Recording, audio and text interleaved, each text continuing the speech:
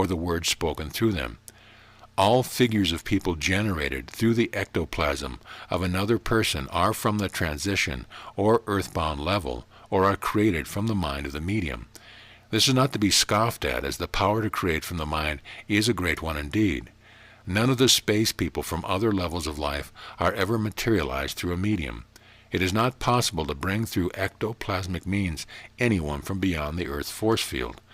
In order to progress to the finer frequencies of life in other levels, you must first know where you stand in this level. The creative spirit so designed his light universe that nothing can exceed its individual vibratory qualifications. Your individual record is being made daily by the way you live. Everything you think, say, or do is recorded in your aura. In the life following this one, you will only be able to progress to the highest level in which your light record will vibrate. No one is going to judge you but yourself, and you will be faced with the result of the record you established here. You must conform in the way you live to the laws of the universe. The densities are established by different vibratory frequencies of light. You can qualify to jump grades by the way you live here now. Verse: I am the voice, O man, speaking in the stillness of your being. The righteous recognize my voice. My call is to those whose ears are deaf to my withinness. I plead eternally that all may hear the me in you eventually. In the pattern of my doing I bring you pain and joy, that you may feel me in the contrast of your senses. Never shall I cease to call to those who live in darkness. Though my patience is infinite, I suffer because of your sin. When you hear me in another, listen. Do not shy from me in the disguise of a raucous laughter. The ones who live in the clamor of confusion, to hide from me, are only adding sorrow to tomorrow. So I make each tomorrow a today, that your memory of yesterday shall make my voice the louder from out of the silence of an added day you spent alone. I have extended the light to manifest my creations from thought of me, and perpetuated motion through eternity. Each motion to bring an effect, and every effect a cause, by repetition in an endless pattern of my doing. I ended my work of bringing about, and made thee, O man, to carry continuity. My infinite watching is directed to you, my image of instrumentality, which is thee, O man. Whenever you sing, my heart sings too, through joy of your emotion. And when you assist another, the act of thee is devotion to me, and from me through thee. Whenever you sorrow, I am sad too. Each thrill you feel is transmitted to me. I too am ignored when you fail to see the me in others around you. Though you are an effect of my cause, O man, intelligent image of me, I only exist as effect of you whenever you cause me to be an extension through thee. Then am I active, then do I live, when you give effect to my cause in the love of me, through each day of my days, eternally. Chapter 10. The False Chariot. You must understand the substance you call your body is very much like the body of an automobile. The chassis of which the substance forms is the eternal part of you. You can lose a limb or smash the body, and the chassis of your reality continues on. In physical level requirements, your material body is of an animal structure following the form of eternal man in the essence of your real self. This material structure is given life by the fact that the forms of crystals within the bloodstream are the powerhouse of your every motion. These microscopic crystals in the blood diffuse, refract, and reflect the positive and negative lights passing through you continuously. These crystals often become neutral. They lose their power like a magnet. Each of these crystals is polarized and carries polarity and opposition. This brings about the flow of your blood through light energy. Many times as these crystals neutralize, they will settle in the feet. This is the reason for the ancient teachings concerning the position of standing on the head, to circulate these crystals that have become neutral. The heart is caused to function by the circulation of the blood instead of vice versa. The heart serves only as a valve to keep the circulation going in one direction. The structure of the arteries is such that the cellular and atomic composition brings about a positive force upon the crystals in the bloodstream. The veins are such that negative force of light energy functions through them. Being of animal structure, man in the physical body requires crystals of an animal nature. Various refractory crystals found in animal foods are not reproduced by vegetation. The history of the mechanics of motion throughout the universe is locked in crystals. The records of all of that is as it was, and ever shall be, are concealed in the frequencies of various elements, known and unknown in their crystal perfection. Life is only given motion through various particles of matter in many forms. As the Bible tells you, the blood is the life. It transmits and circulates light energy into substance form of animal nature, which conforms to the pattern of man's real form. The flesh fills the real body, although the real body extends beyond the skin boundaries of the physical. As you are born in this form called the physical body, your instant beginning in this level was brought here in the seed, or the control master cell, through the infinite G-line of light force. This control master cell was the beginning of your physical body. Under the functions of the control master cell, there are many other master cells. These master cells compose each one a center, the beginning of your vital organs and glands. The brain is a gland. The control master cell is the essence of form. It is subject to absorption and characteristic from both the male and female parents. The consciousness of being is the center of the control master cell, maintaining the records of all previous lives and experience in other levels. As these cells grow, bringing from the seed the form, controlled by the absorption of the control master cell, each child is endowed with good and bad traits of both parents. The seed which came over the infinite line of force contained none of the parents' characteristics. As this control master cell gives instruction, each master cell comes to attention in the proper position in the body, like a well-regimented army, all officers. Each of these office master cells gather recruits from the atomic substance in the A and B lines of force and develops each their own individual portion of the physical body. This continues until so-called death on this level.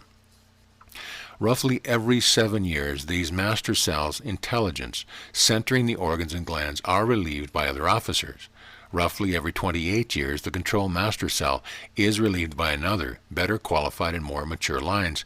The secret of long life is in the ability, through consciousness, to control the change of these control master cells.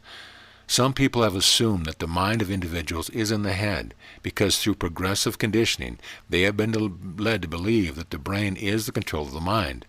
The mind is infinite and universal. The mind is not confined within the body. In observing with the third eye, or the consciousness of your positive polarity vision, do not assume that the ability of this particular awareness is located anywhere within the physical body. Those whose concept of this vision is from the pineal gland area will naturally seem to focus in that area. Actually, your consciousness of individual being is all over your body, and in any particular experience is concentrated at the point of greatest sensation. If you smash a toe and the toe hurts, that is the point of which your greatest concentration of consciousness is recorded. The consciousness of your individual being moves with your emotions. It flares with various ones of these emotions and recedes with others. Mind, being universal, is all through you, and you are in it. Your consciousness is the doorway to universal mind. The scope of your consciousness can be increased with practice. Because you observe ahead of you with your negative polarity physical vision, you assume to look ahead of you with your inner vision. This is limiting your scope. A particular time to practice the expansion of your conscious awareness is when you retire at night. When you close your eyes, do not attempt to concentrate a light or your positive vision at the center of your forehead. Attempt to penetrate into the blackness, into the depth, with your projective inner vision. Look into the darkness, focus deeply and further away. It is possible with practice to focus your inner vision as you do your physical vision. Attempt to extend your inner vision. Penetrate further and further each night into the darkness. If you are outside observing the stars, try to look beyond the stars. In the spaces between them, attempt to see another star where none can be seen with your limited physical vision. This practice with the physical vision will also expand the inner vision. With constant and regular practice, you should be able, within a 6-month period, to throw the limits of your forward vision out. You should expand your inner vision to cover 360 degrees and see as well behind as ahead or to either side. The limits of your forward physical vision are not applicable to the inner vision. The nightly practice will reveal to you that many things are within the scope of your inner vision, and your mind concept enlarges. Your consciousness penetrates with your attempt to extend your inner vision, and you grasp more of what the mind is. What is life? What is light? What is God? Where is heaven? These and many other questions are asked by numerous people daily. Wherever there is life, there is light, and wherever there is light, there is God. Orthodoxy preaches that God is a male gender, saying he or him. This implication gives to the Creator sex. The single one is an iti, composed of uncountable entities. The Creator is a power of infinite, boundless eternity. Wherever life manifests motion, there is soul and polarity opposition. Wherever life manifestation, motion, and consciousness, there is spirit intelligent, present as a part of the creative mind. Dimensionless aspects of individual and density leads to spiral inclinations of finer levels of life. You are all sitting in God, breathing God in, and He is manifesting life in physical form through His right hand of positive polarity and His left hand of negative polarity.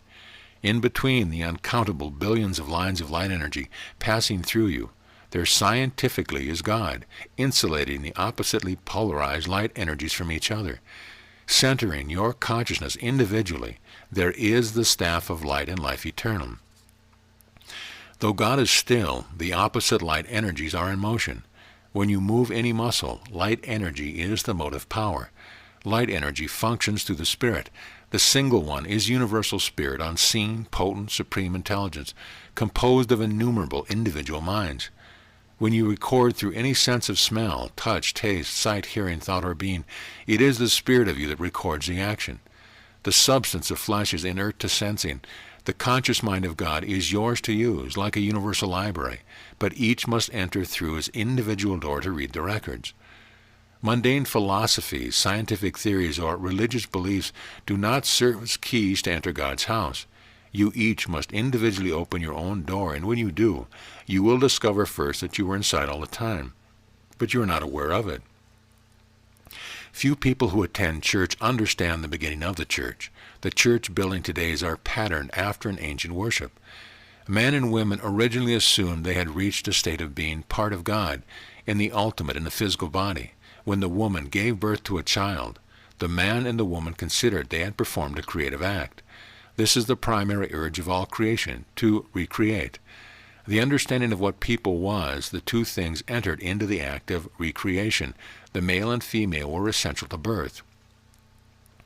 In the time of the ancients, religious worship was conducted in the open.